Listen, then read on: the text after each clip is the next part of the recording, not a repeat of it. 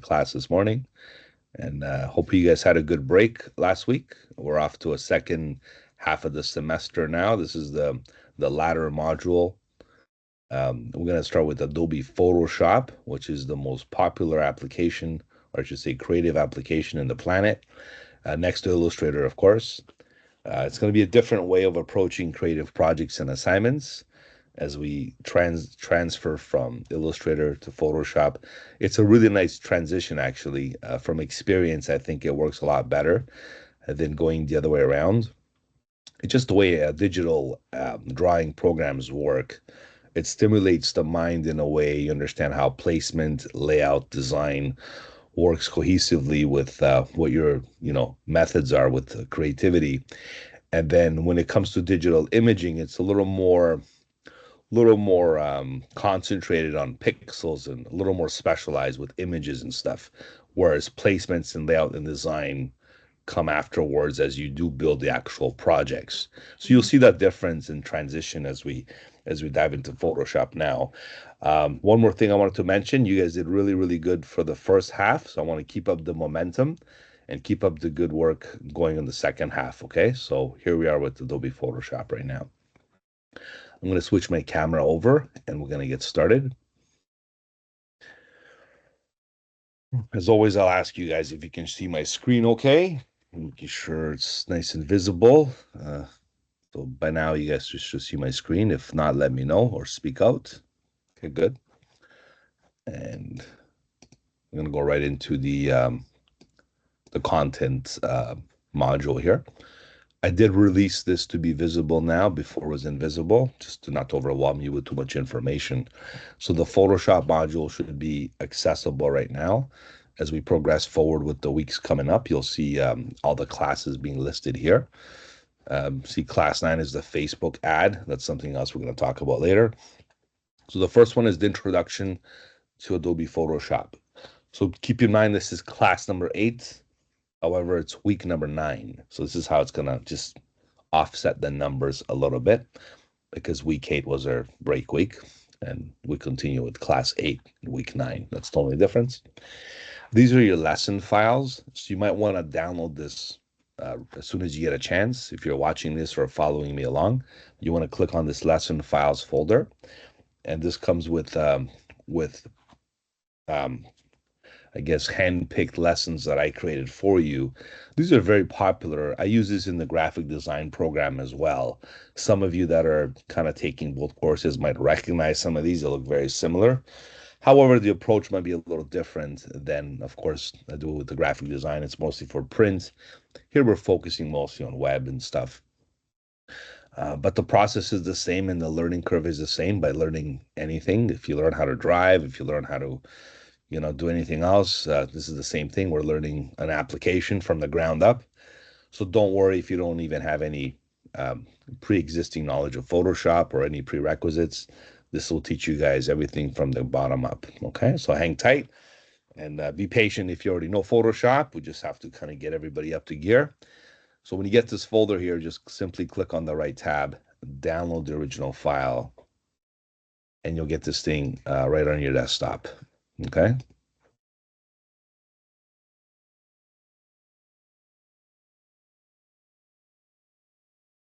The other one is called digital NFT abstract design. This is where we have to do some more collaborate work together, where you can upload a design that you're going to make completely from scratch. We did this one from scratch using Photoshop's tools. No images, nothing. We called it a digital NFT. We had some fun with it and made a little thing. If you guys make some money on the NFT market there, because I know at one point it was really big. So it was even back then. I got my students to have some fun with the abstract designs.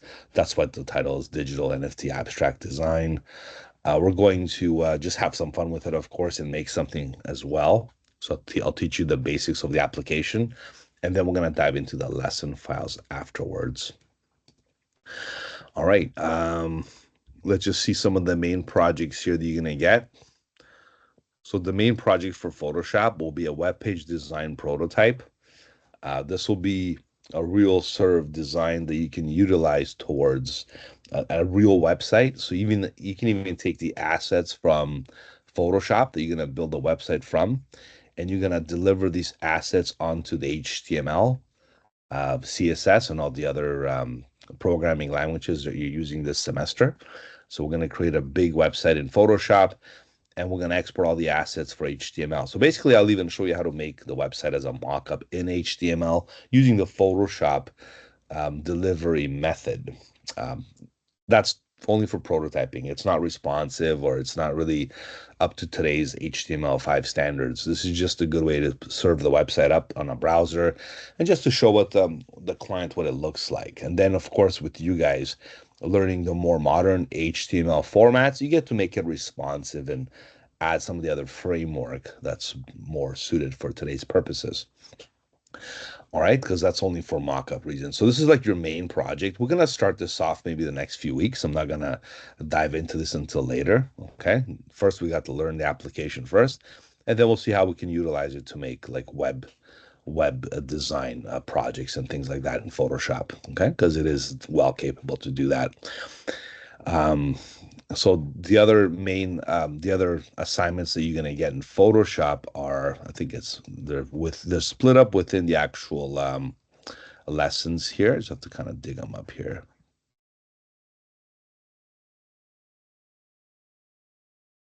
Gotta unlock and relock stuff. Anyways, I'll get into that a little later. Don't worry about it. I'll just organize it a little better so you can see it. Maybe I'll make an assignments folder like I did with the Illustrator module, just to keep it all. See, I have a folder here, Illustrator assignments, and you have two main assignments and one big project. Like call it your exam, if you want, if you will. Okay, so every second week, expect to deliver something. Okay, this way you have a week to practice, learn, and the next week you have to learn how to execute. So this way you have to involve creativity as well as execution. So it's a little more demanding. All right, so just like that, I'll create a folder here under Photoshop module. So you'll have a folder for um, for the um,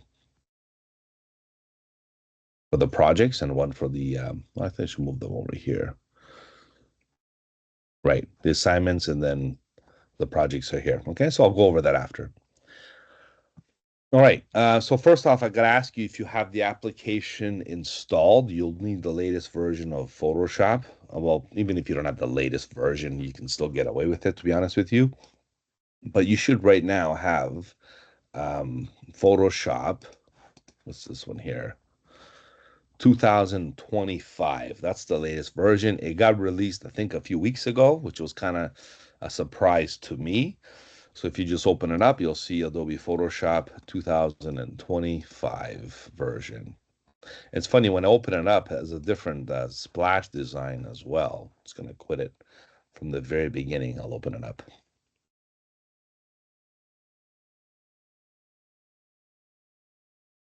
Same as Illustrator. All right, here we go. I'm opening Photoshop right now from the very get-go. Because you guys have to do a splash banner. There it is. What do you think of that? That's a Photoshop splash banner. It's the new one. And I'm not sure who got picked for that one. Could have been a contestant, like a student, or sometimes it's the Adobe team that makes up a design. Okay. One way to tell is if you hold Control. Let's try Option. Let's try Command. Option, Command. Okay. You ready for the shortcut? If you hold Command Shift with the shortcuts, it's like an Easter egg. If you hold Command Shift and then you go under here and you hit About Photoshop, you'll see the banner show up. That's the only way to have it sit there and you can analyze it. Command Shift. I believe on a PC, if you hold Control Shift. And then you'll see here artwork by Guillermo Flores Pacheco. Academy Award winners. Okay. So I think it could be like a Behance community driven event or something like that, but this is pretty nice artwork. Even I'm sure there was, different methods being utilized, maybe perhaps a little bit of AI, who knows, right? It looks pretty interesting and nice and colorful. with all the amazing things you can do in Photoshop. Look how much more lifelike this looks than you would do something in Illustrator. Because don't let's not forget the difference. Illustrator is a digital drawing program, and Photoshop is the digital imaging program. And even if you want to kind of reiterate what I'm saying here, and just type in, Photoshop versus Illustrator, just to see kind of what's on the internet right now about this. Just what is better. All right. There we go. Here's in 2023. There's a nice video here. Let's see what they said. Photoshop versus Illustrator. It's a common doubt to wonder whether you should use one or the other, especially since both softwares have very similar interfaces and can even be used to create the same things in some cases. But knowing which one suits best your needs can save you time and lots of headaches. So, which one should you be using? What can you do with each one? Well, the short answer is if you're a designer, you use Illustrator, and if you're a photographer, you use Photoshop. Illustrator is traditionally used to create logos, icons, infographics, ads, and all sorts of printed media. On the other hand, Photoshop, as the name itself implies, shines when it's used to edit photography because it allows you to adjust exposure, contrast, change colors and lighting, and composite several images together. These differences between both softwares are explained primarily by how each software generates images. Now, he's kind of right at some point, but the last part is overlooked. Compositing is a big part of Photoshop, which means you can create a lot of interesting designs that Illustrator can't make with comparing the two.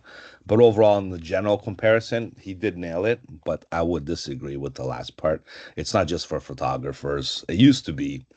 Um, there's a software called Adobe Lightroom. It's part of Photoshop. That's more for photographers. So if you look at like Lightroom, I think it comes with your subscription with your software. This is Lightroom. So this is what photographers use. This is a Photoshop version for photographer. Photoshop's version for photographers is more advanced using the Lightroom. Okay, so Lightroom would be more what he was insinuating. Photoshop, yes, but Lightroom is a little more advanced for photography. So I'm just going to show you a little bit of what's happening in the talking points of these programs. All right, so nonetheless, I'm going to really show you guys how to make this program, not just for photographers, but for anything you want to apply it on, basically. All right, so let's start. This is Adobe Photoshop 2025. The interface hasn't changed much from the last version, which is 2024. They used to call it Photoshop 1, 2, 3, 4. When I learned Photoshop for the first time myself, back in the late 90s, I used Photoshop. I think it was Photoshop 3.5, 4 at the time. We had Photoshop 5, 6, 7, 8. That's how they're ranked because it came out in the 80s, I guess. After 2000 and the year 2000, then they started creating them in a creative suite. So it was called CS1, CS2, and CS3 because the creative suite was part of the competitive nature of getting a membership and a subscription as all the software developers started doing like Microsoft and Adobe. And this is where we're at right now with the cloud versions and stuff. So people can't really plagiarize the software and get like like an actual pirated version of the program and use it. You have to pay for it.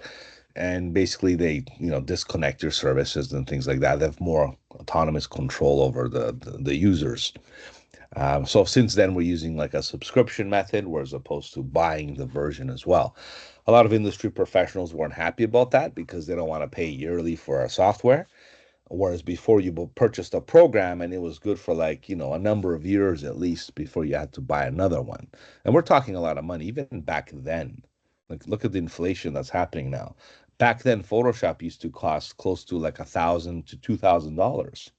Illustrator used to cost another $1,500 to $2,000. So you buy yourself like 5 programs, you're looking at $10,000 of cost, right, for a business. Well, if you pay a monthly subscription, you're spending like, a couple of $100 for a professional business, I guess. So it kind of weighs itself out. I think it's even cost effective more paying a monthly subscription if you want to make that argument. But back then, programs were sold differently. They were sold as packages and individual applications. All right, let's start with Photoshop now. This is the new interface. Like I said, 2025. They no longer go by CS or CC. Now it's just the name of the year, I guess, right? They name it by the year. We're going to create a new file. Okay, this new file of Photoshop, we're going to see what exactly we're creating. Okay, because Photoshop has such a vast grasp on the creative industry. You can do stuff for, like, yes, photography. You can create photo montages and Photoshop touch-ups and different ways of adjusting different photo implementation. You can also do print. Print is also a big part of Photoshop, of course. By printing, it kind of crosses over with Illustrator a bit. You could do like greeting cards, postcards. Some people even do business cards in Photoshop because there's nothing wrong with, doing it here also.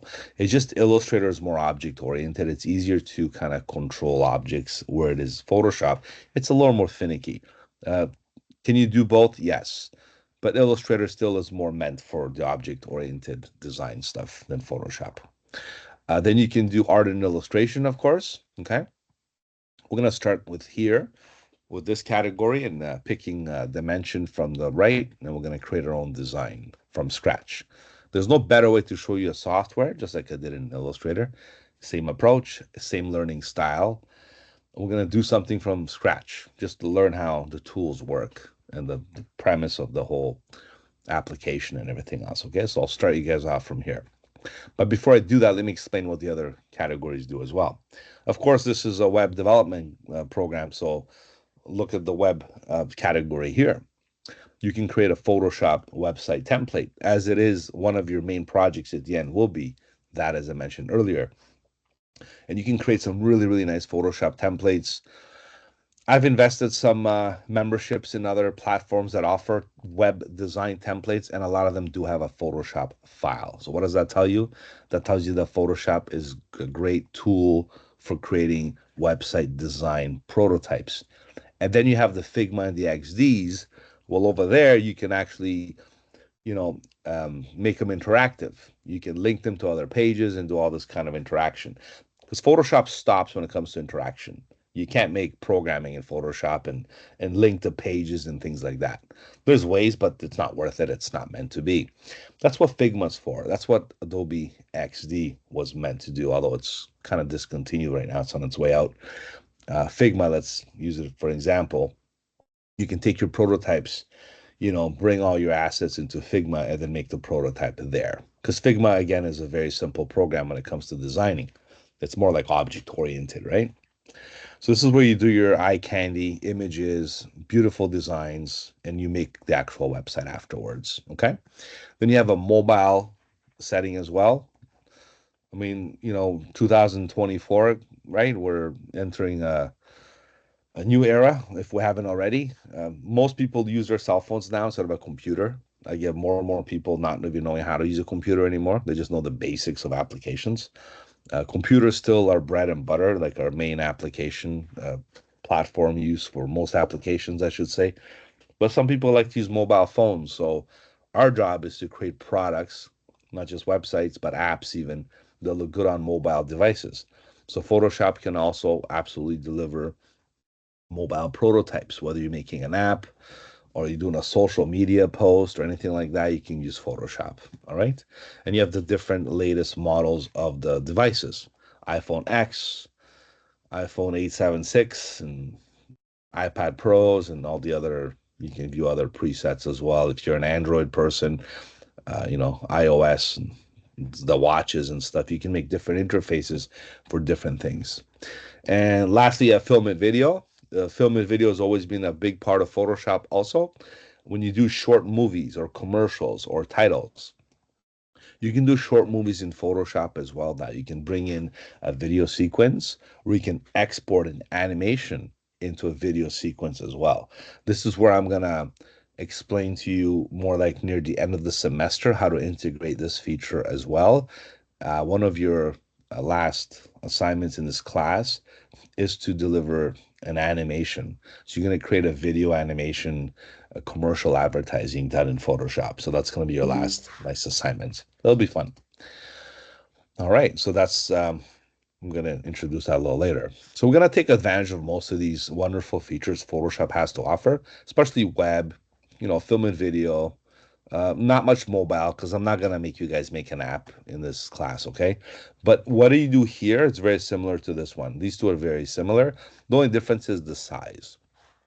A mobile dimensions obviously vertical, and the dimensions are a little different with the pixels, and a website's more horizontal, and the website's different with the dimensions. So they're very kind of, related in that sense. So we're going to learn all the main categories. Now let's start with art and illustration, because I'd rather teach you something that's very meaningful right from scratch, and you're going to absorb how this application works. I like the 1,000 pixel grid that's introduced. So we're going to design something that's 1,000 pixels wide, 1,000 pixels tall. The resolution doesn't have to be 300. Now, this is another thing I want to mention about Photoshop. It heavily relies on resolution. Now, resolution is how many pixels are concentrated per square inch, and pixels per inch is how this is delivered. Now, 300 is optimal for printing. Because if you print something professionally, like a magazine or newspaper, a poster, you're going to set it up at 300 pixels per inch or dots per inch, DPI, PPI. It's all kind of around related.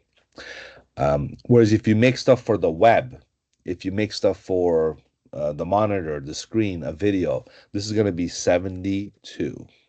So please keep that in mind, the difference between resolution. At the end of the day, the pixels outweigh the resolution, so this doesn't matter.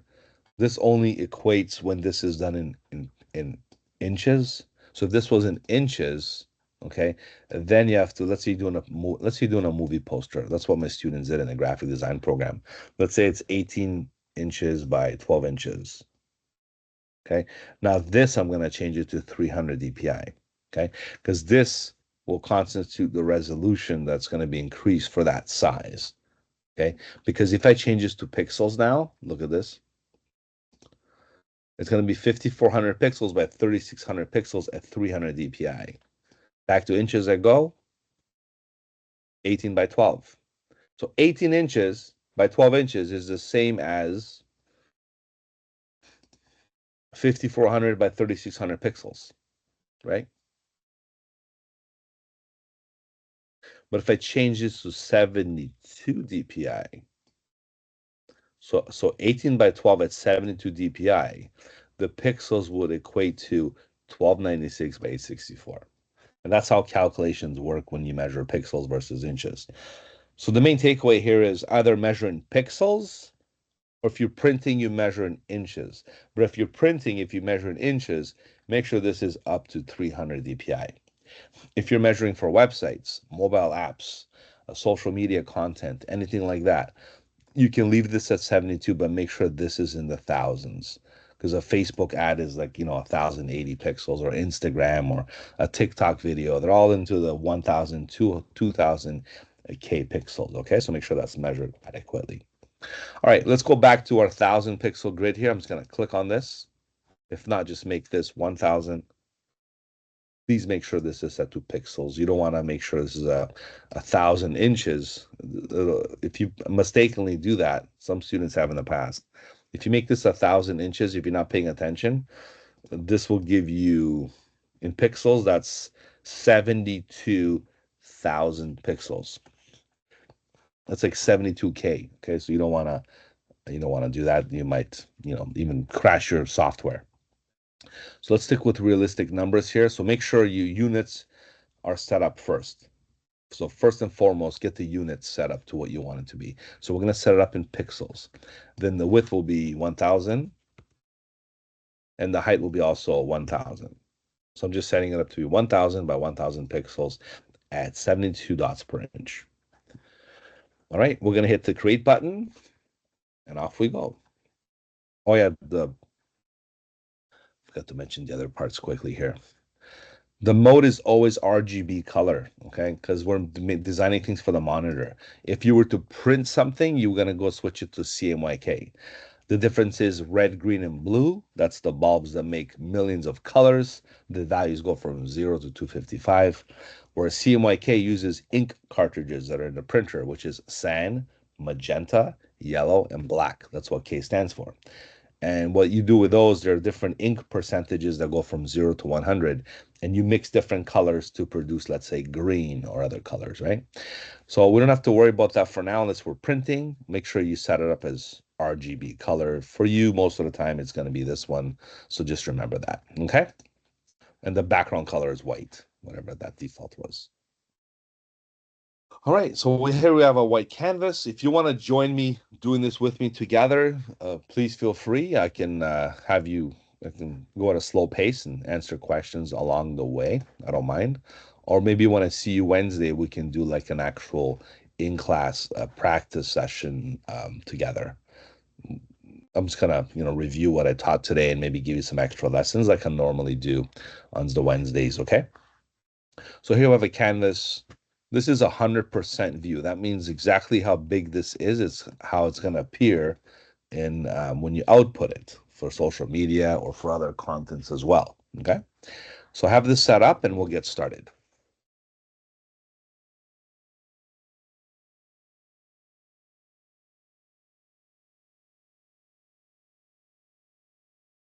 All right. So now we're going to start with the base color. Right now I have white because that's the base color I chose. Here I have my tools. I don't know how your interface looks like, but I much rather have you do the same thing we did in Illustrator. We're going to go to Window, Workspace, and I like to set it up as, I don't know if you have Essentials default or Reset Essentials, one of those two. I want you to hit it and it'll reset to the Essentials. This is a good thing to have because you want the Essentials to be viewed. If not, you can have it more constructed towards motion design, painting, photography, graphics, and web. Like you can have different categories set up, and the interface will cater to that specific design. Okay. So, like I said, the other ones are okay, but honestly, to get the best out of all of them, I much prefer to have my essentials, essentials, which is default. So let's go to that one. And then what I want you to do after that is extend these, the tools. I'm not a big fan of this one column because you can barely see what this is down here. Black, the white, foreground, background color. I gotta see this into two columns. So you're gonna click on this little arrow here beside the little house here. There's my cursor. Okay. Where this little house is. By the way, the house is the home page again, just so you know. Click on this little arrow underneath the little house. This will extend the columns to two. You gotta have this set up. Otherwise, you're not gonna see the tools and this area very clearly. This is a foreground color. This is your background color. To switch these two, you press X on the keyboard. X switches the foreground and background colors. Why is this important? Because Photoshop acts on the primary color at default. So if I was to go use a paint bucket right now, and the paint bucket's right here, where the gradient is, if you press G on the keyboard, you can access the paint bucket. If I was to click inside this screen here, it's going to paint it black because that's the default color. If I press X, it's going to fill it white. Okay. Whatever the foreground color is what most of these tools behave as your primary selection. Speaking of selections, Photoshop is built on selections. Without selections, Photoshop wouldn't be the program it is today. So that's why I have a lot of lessons catered towards learning selections, which is today's lesson, of course.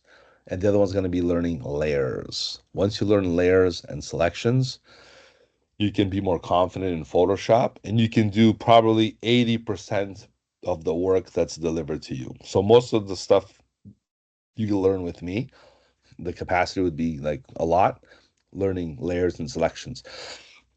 And the other stuff we'll learn after, it's like miscellaneous things like exporting, importing, create converting different solutions for different problems and things like that. Okay, or different creative designs. But once you master selections and layers, there's your ticket to learning this program. Okay. So, and also making sure what colors are on the forefront and the back and things like that, and learn the tools as well. The tools are here, as you know, same as Illustrator. These are your control panel areas here, like your settings and stuff. Okay. The proper term for that is your application frame. Okay, that's pretty much how they call it now. Whoops, hold on a second here. Or options, I should say. Sorry, options. Okay, so the options are what's on the application frame, which is the whole frame here. These are your options. So you always want to see them there. That's why I prefer this essentials classic view. So you get your options, your tools. Here you have your screen, and here you have your palettes. Okay, so you have your color palette, swatches, gradients, patterns, all these different fill attributes you can use. Then you have here your, I'm going to make this, I'm going to just drag it a little up and down to make it a little more, to have more space available. I don't need this to take up so much space. Here you have your properties, adjustment layers, and libraries. Okay, some cool stuff you can use later. I'm also going to bring this up a little bit as well. And here you have your layers, and channels, and paths. The most essential part of Photoshop is your layers right here. You want to maximize this palette as much as you can. A lot of times I just double click on the properties palette and I just extend this fully because I do want to see some colors. I do want to see my layers. If I want to see properties, I can always double click back and forth for this to be visible. It's one click to extend, double click to collapse, basically, to control this. All right. I'm a strong believer in having the proper environment before you do anything. It's like getting into a car. You want to adjust your seat, put on your seatbelt, put the right radio station on, get everything set up before you go driving. Same thing with this, right? You want to have your interface set up, your tools, your layers, your documents, everything set up before you start designing as well. Okay. So basically, what we're going to do now is decide what exactly are we doing here. We have everything set up, our layers, colors, tools. We have a page. The rulers is also visible. We can press Command or Control R to open up the rulers back and forth. We'll just hide them for now. Maybe we'll leave them visible. That's fine. To zoom in and out of the program, okay, you can press Control plus or Control minus, okay. When you're zoomed in, you can hold the space bar and move the page around, like just like you would in Illustrator. The shortcuts are exactly the same. So all the stuff I've taught you before, you can implement or cross over into Photoshop as well. All right. All right, now let's move on to the selections because this is what's going to make this work. We know already how to change this background and foreground color. We can just press this little X button or press X on the keyboard to pick the colors we want. Now the black could be a different color. You can just click right on it. It'll give you this color picker. You can pick, let's say, like a red or a blue or a fuchsia. And once you click OK, that color now becomes your primary color. If you click on the background color, you can do the same thing. You can pick like a different color here, like that, right? And press OK. And now that's your background color. So right away, you've changed your foreground and your background colors to other colors. Pressing X will switch them back and forth. One becomes a foreground, one becomes a background color. Okay, very important to note. Because if you have, let's say, purple and you go to the paint bucket, you're filling things purple. If I press X, I got orange now, it's going to fill orange. So you have your total in control here. Now, what happens if you have a selection? If I make a selection like that, look how I make a selection. Let me just changes back to default. D is default, by the way. D, just like Illustrator, is default. I'm going to press X again. I'll keep the black background color, actually. And I'm going to go with the paint bucket and just fill this black. And I want to really emphasize this next part. This is the rectangular marquee selection tool. So these tools up here are the most common used tools in Photoshop. This is your move tool. This one moves things like your selection tool in Illustrator. But the difference is Photoshop is not an object-oriented program, although it does behave like one now with this auto select layer feature enabled. So you could literally click on things and move things around like you would in Illustrator, which is makes things easier to control in terms of design. If you hold that down, you have an artboard tool. We can create multiple artboards. We're not going to worry about that until later when you make like another web page for your prototype or something. So we're not going to create artboards unless we have to create multiple artboards. Right now, one artboard is just as good. The next one over is your rectangular and elliptical selections. You can make a rectangular selection or we can make an elliptical selection. Okay, the choice is yours.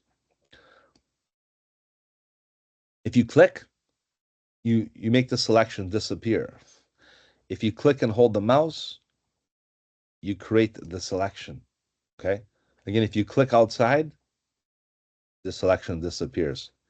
And again, same thing. I want you to consciously get this, in inside of your thought process because this is a very important thing. It's like walking, okay? We'll learn how to walk before we learn how to run. So learn how this works. Like select, deselect, select, deselect. Do that a few times so you learn how this program thinks, okay? Get right into the brains of it. Now watch this. If you go inside the selection, what happens then is you can move the selection. You see, you can move the selection or you can deselect the selection just like that, okay? So why is this so important? Because then you can control selections, okay? And then you can say, well, okay, let's do this now. You can make a little rectangle here. Now watch this. If you hold shift, shift creates a little plus sign. So shift lets you add to the selections like that, right?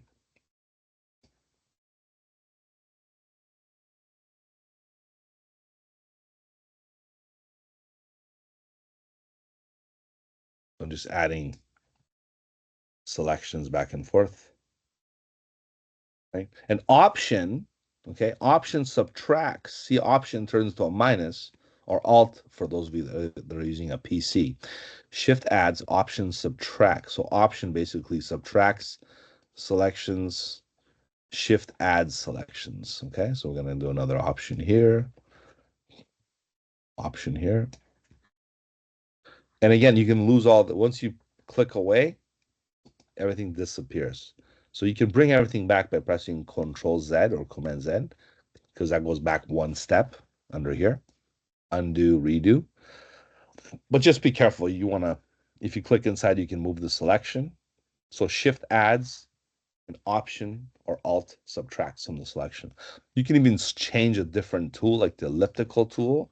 And with shift, I'm going to add more, maybe rounded edges perhaps with my design here. I'm just holding shift. And if I hold option, you can subtract. This will be a subtracted design here. So I'm subtracting and adding different parts of this design. This is an abstract design we're making. I always do this in the first class to teach Photoshop, just to kind of explain the depth of how the program thinks and how it acts, and also for you to understand how the primary essential skills of Photoshop, how powerful they are just on their own, just by using selections, right? So here we have selections now, and we have a design at the same time because we're here to create, right? So we have this nice abstract design. We have it selected right now. All we did for this is use different combinations of rectangular and elliptical selection methods, okay? With this design, we're going to choose a color. So I'm going to switch this to the white color or the black color. The black's already selected as my background. So I'm going to choose white as my foreground color. And I can go with, now how do I make the selection? How do I paint the selection white? So if you go back to the paint bucket, because you have a selection, what happens now if you click inside the selection? Because if you click outside, nothing will work. Photoshop doesn't care now about you clicking anywhere. Well, all Photoshop cares about is what you're doing, what you're going to do with this selection. So your execution is important on your selection basis. So if you go inside the selection, just like, you can move the selection, right? If you click inside the selection, that's when you fill the selection, right? And then if you click, now the selection is filled, right? So you can pick another color and do the same thing, right?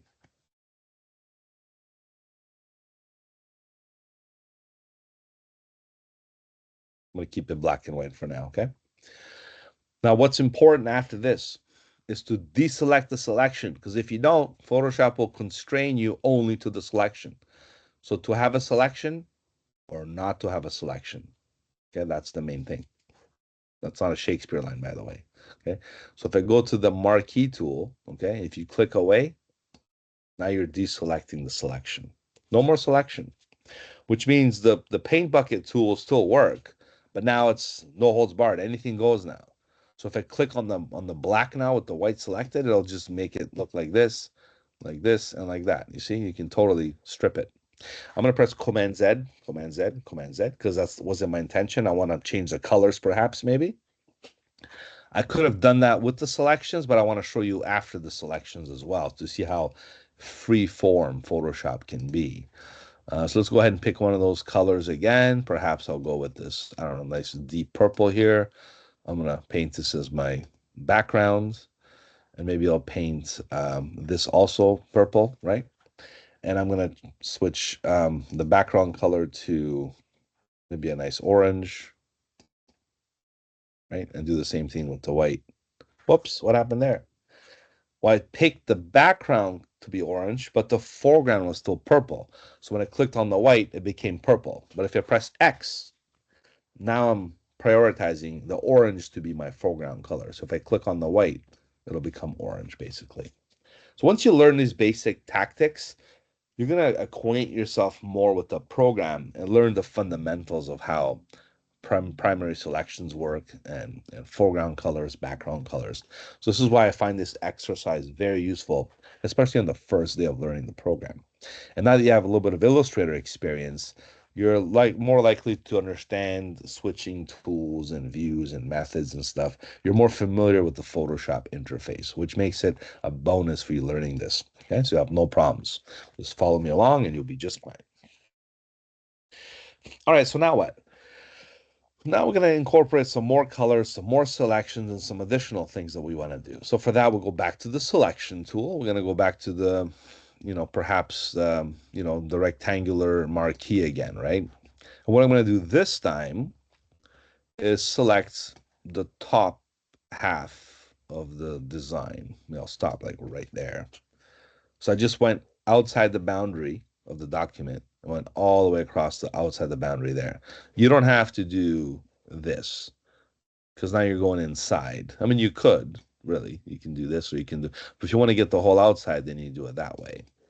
But if I do want to do a border like design or selection, I could do this,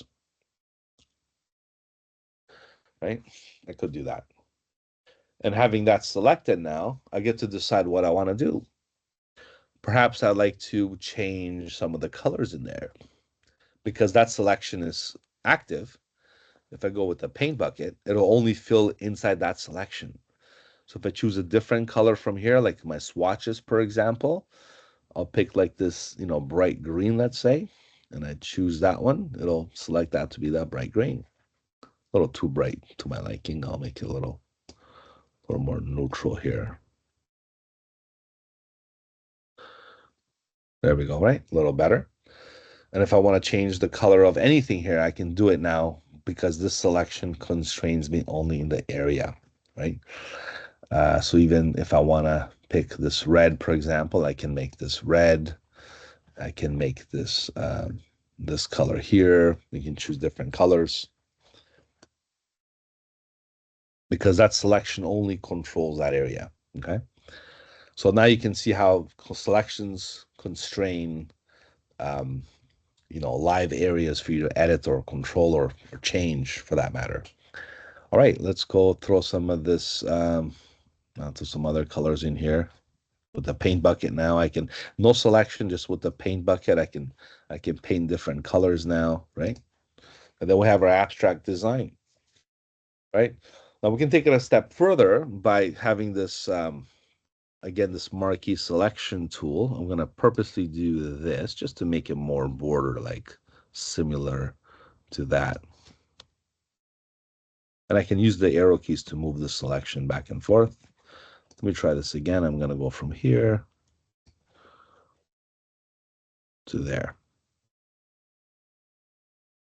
So now I have a different selection.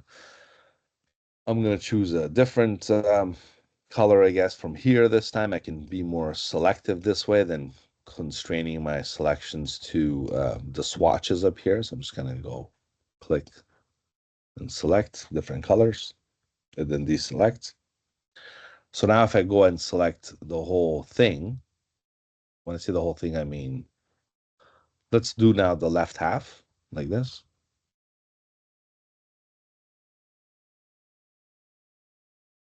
That's about right. I'm selecting the entire left half. I can go back in the paint bucket and do the same thing. Okay. So now I'm only controlling this half over here, and you can use the paint bucket and do here. Let's just have some more fun with this. Maybe change this color, maybe change this yellow here, do a little yellow, um, changes to the red, right? Now, if I want to control, let's say, a corner of this design, I can do the same thing. Let's say I select this half over here. I want to change these colors. Again, my selection constrains me to only affecting those areas. So I go back to the paint bucket and I choose a different color as well. So for this one, maybe I'll pick some other colors here. Maybe this one. And we can do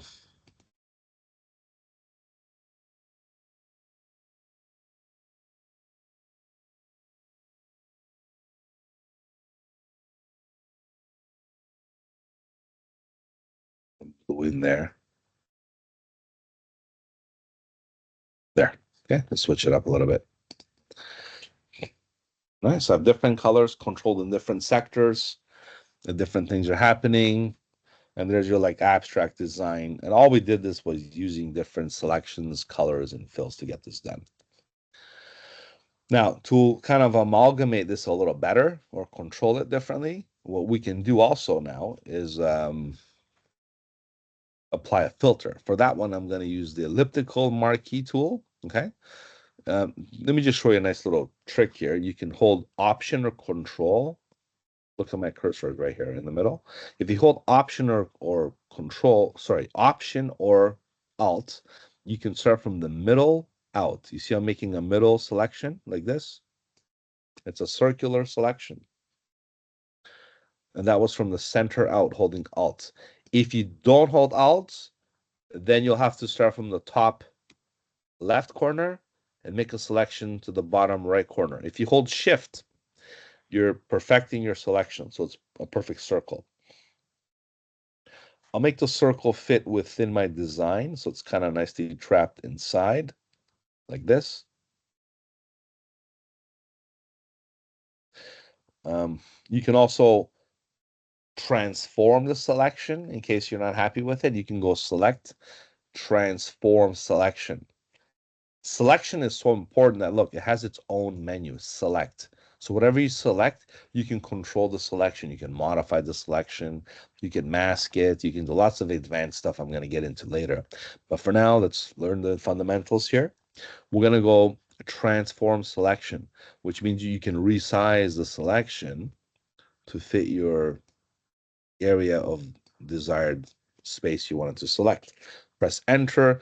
And if you go inside the selection, like I mentioned earlier, you can move the selection. You can also use the directional keys on your keyboard to nudge it left, right, up, and down to select different areas.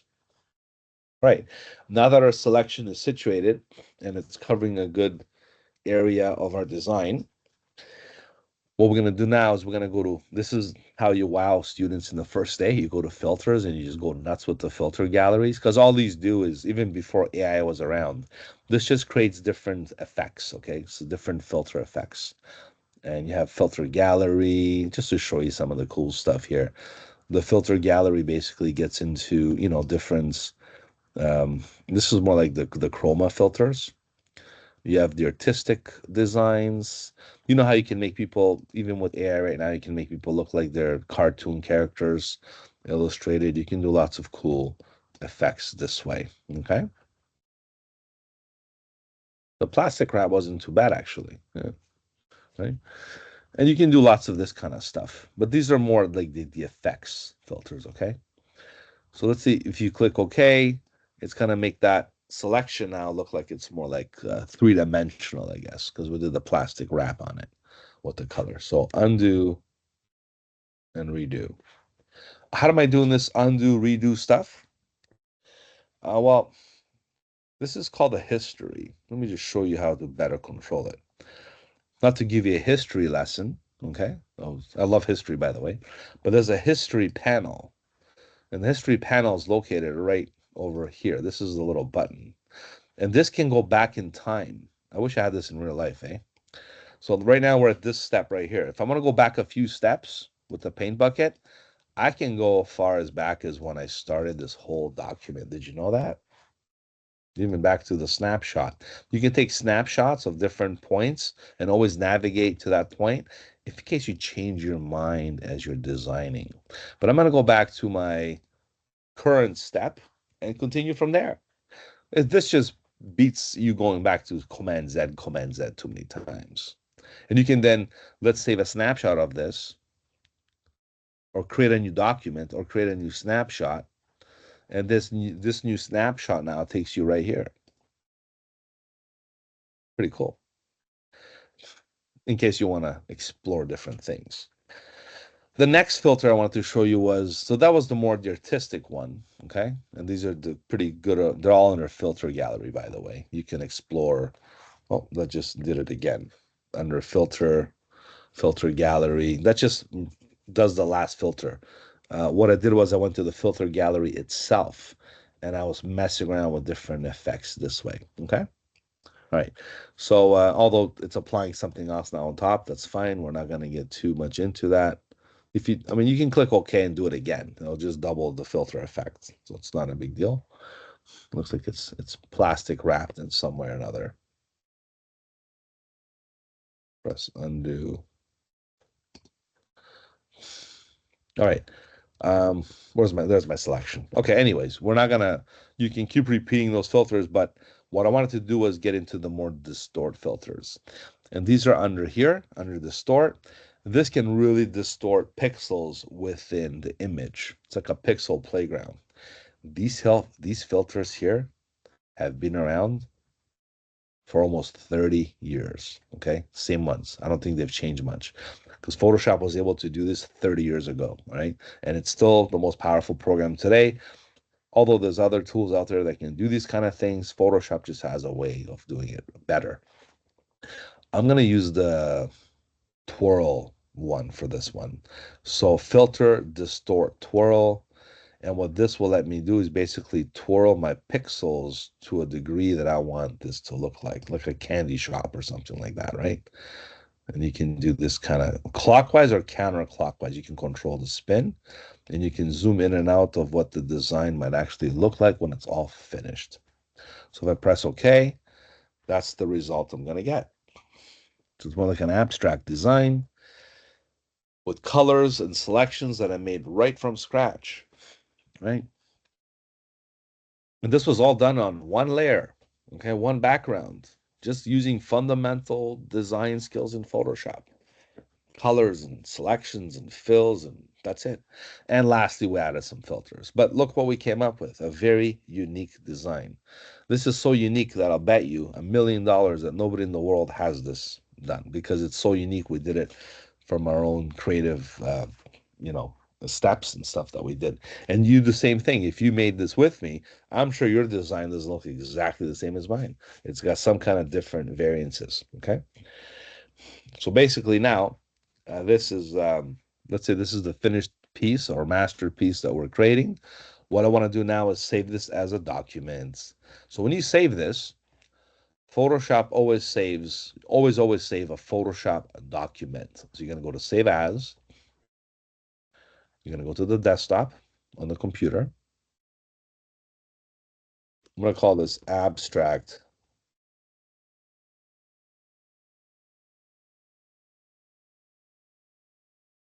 Swirl.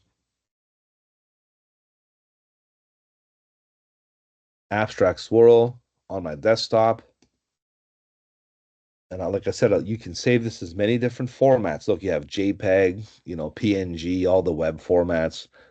There's different JPEGs, of course, GIF or GIF, bitmap, okay? But Photoshop is your first and primary format you want to save it as because it'll basically encapsulate all the stuff you have, like layers and all the other attributes that are part of your design. So, first and foremost, always save the Photoshop file. All right, so I'm going to save that on the desktop, right?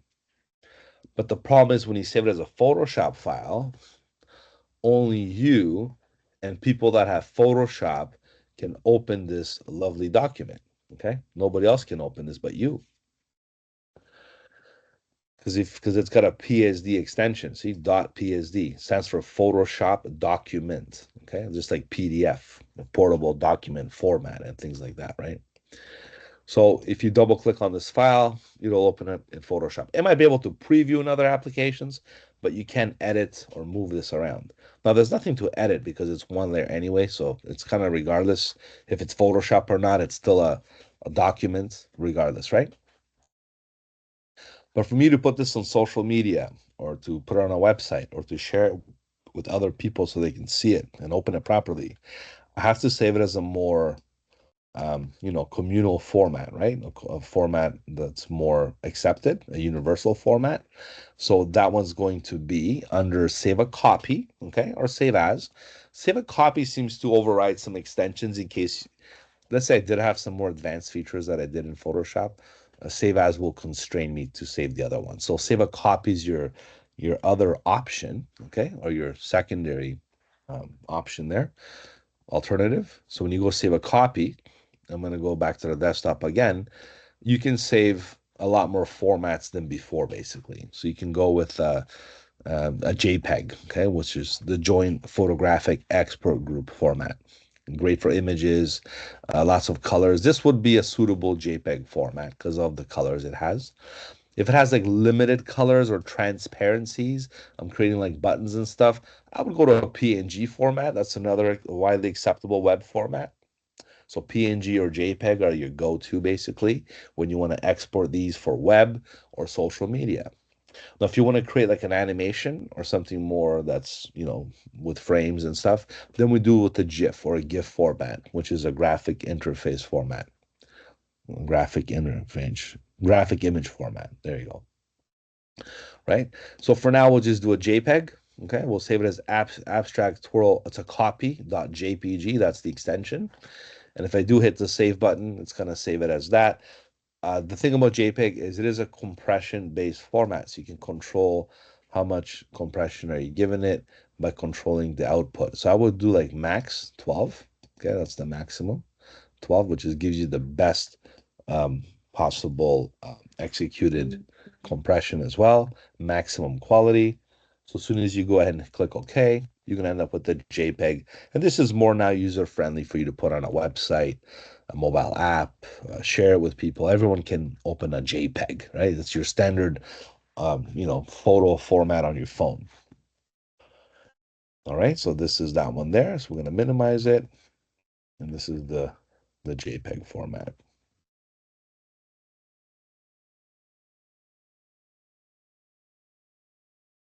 What's the difference in file size? Well, we maxed out a JPEG, by the way. It's maximum. So it's 545 kilobytes, half a meg, because 1,000 kilobytes or 1,024 kilobytes is 1 megabyte. So it's half of a megabyte, half of MB. The Photoshop one, okay, because it's the original raw file, okay. It should be bigger because it's the native format. It's 1.3 MB, so it's almost triple the size. So this one has 544,000 bytes. This one has 1,300,000 bytes. If you want to call it 545 kilobytes, this one has 1,300 kilobytes. You just move the decimal over to equate to the size comparisons. So 1.3 megs is 1,300 kilobytes. Same as 545 kilobytes is half a megabyte.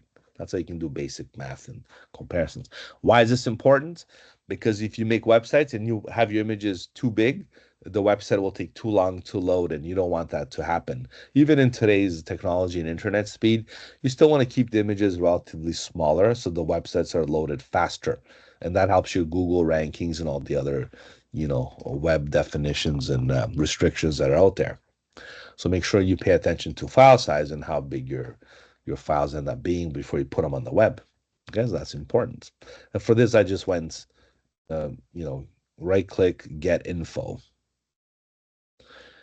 or command I. On the PC, I think it's properties or something. You have to go to properties, and you can do the same thing to get the information of the document. All right. So let's see what else. So this is your selections folder. This is when we're gonna start with the exercise. Maybe Wednesday, I'm gonna give you guys a hands-on exercise in the classroom. First, I wanted to introduce you to the new module of Photoshop, and to welcome you back to the course and stuff, because we took a break week. But this is going to be the next one we're going to be covering. So Wednesday, I'm going to continue with this file. I'm also going to find your first project I'm going to give you, like the smaller one, the actual assignment. I like to separate assignments from projects. Projects are like the bigger ones. Assignments are the smaller ones. They're still considerably good in terms of your, grade ways and your, execution and stuff, but the projects are like your exams and the bigger ones. So I'm going to get that stuff sorted out for you as well. Um, but for now, if you want to open it up,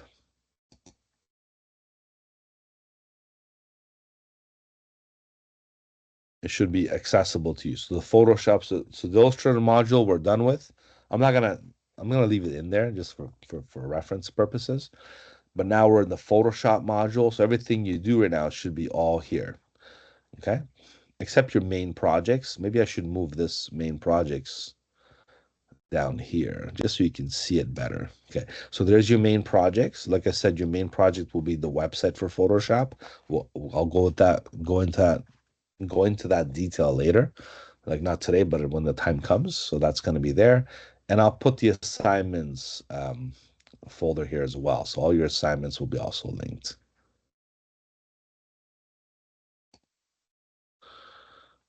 Just to make sure it's all there. There's your video lectures. After today I'm done, I'm going to upload the lecture here on the YouTube channel. I think that's been doing really well for us. Okay, so that's good. Keep up that. Follow me on the channel there. Where's the other one here? Gonna make sure we have. So Illustrator assignments. I'll make a Photoshop assignments folder. So when you open the Photoshop module, you'll see the Photoshop assignment. So the first assignment I'm going to give you is Wednesday. When I see you in class, you're going to have your assignments all there. There'll be two assignments for this module, and there'll be one main project, like your main exam. So there's going to be three deliverables in this course. I mean, we only have 7 weeks. So if you divide, 6 or 7 into three, it's every other week you have to do something. So it's enough, gives you enough breathing space to, be creative and assertive and get something done for me. Okay. So that's pretty fair. Instead of giving you an assignment every week and overwhelming you and stuff, it's especially when it's with the creative applications, it's not worth it. And so it's better that I give you a nice spread out schedule with deliveries. So that's how this will be all set up for you guys. Okay. So there's a Facebook ad that's going to be next week. I'm going to make that visible to you because the assignment is right there. So I'm just going to move this over for you to see. Okay, so we'll just move that over there. This is your first assignment. I know it says Facebook ad. I'm going to change it to social media ad because it's not just Facebook anymore. Although, to be honest with you, there's 2 billion, 2.5 billion users use Facebook on a monthly basis. It's like in the hundreds of millions. So it's still a good business proposition. Facebook ad is still important. Different generations, right? The older generation still use Facebook. Now we have, of course, we have the TikToks. Instagram is still a powerful one out there. LinkedIn. We have all the other social media platforms. So we can kind of choose whichever one we want, and we can make a Facebook ad assignment out of that one. Okay. I got to change the due date for this, so please be mindful that's not the due date. Okay, that's the wrong year. I got to change it to the 24th. Let me change that right now, actually.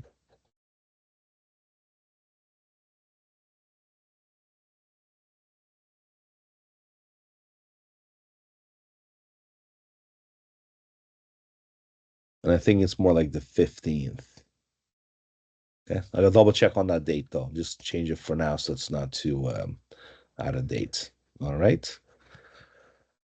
So we'll talk about that next time. Don't worry about that. Okay. So that's just one of the assignments. Like I said, I'll make a more organized, maybe just easier to make a folder, just like I did with the Illustrator module. We'll put everything there. All right. So for now, I want you to make sure you have the program. You need Photoshop installed on your computers. I think most of you have, just like you did with Illustrator. And download this lesson file for Wednesday. So this is your lesson folder here. Let's see here.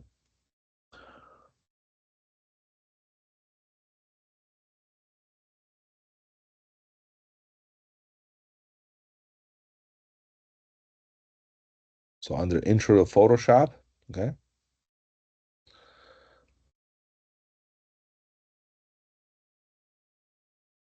Download this.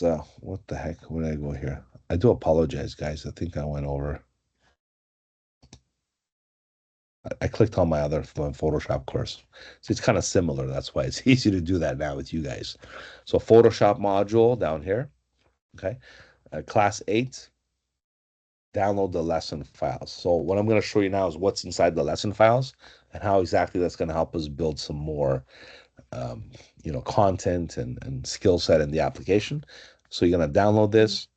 And by the way, when you do this actual thing here, okay, when you do the actual NFT design, like I did the actual today one, okay, when I did the NFT design in Photoshop here, so this NFT design, when you finish doing it, I want you to upload this as a PNG file when you get a chance into this area. So if I click here right now, okay, I'm going to upload another design here. So I'm going to go type a response, just like you can. You're all here, okay? So I'm going to go ahead and do the attachments. I like to get you more involved with activities in class. So maybe starting now, because we're more familiar with the structure and everything, I'll get you to do more of these class discussions. So we're going to discuss this design here. What's called a discussion, really. So let's upload the JPEG file. Okay, view and download. I'm just going to hit save. And I want you to do the same thing. Okay, I encourage all of you to participate in this design challenge and upload your own design upon following me doing the lesson. Look how I made it different than last time. This is more like flat. This is more like three-dimensional, thanks to the plastic effect added with the twirl with these two. So you can respond to this and add your own. So please do this for this week. Okay, maybe do it like Wednesday or something when I see you. I guess I have to save this. There we go. So that's under the all under today's lesson. So let's look at the lesson files quickly and we can see where that will take us.